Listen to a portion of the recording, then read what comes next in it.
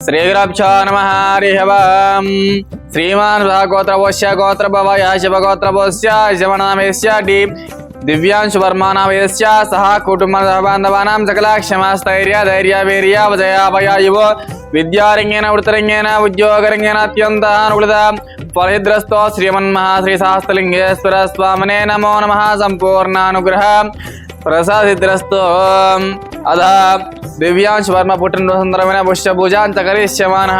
ఓం శివాయ నమః, ఓం మహేశ్వరాయ నమః, ఓం శంభవే నమః, ఓం సుమకాయ నమః, ఓం జగద్రక్షాయ నమః, ఓం విరాట్ రూపాయ నమః, శ్రీ సహస్రలింగేశ్వర స్వామినే నమో నమః।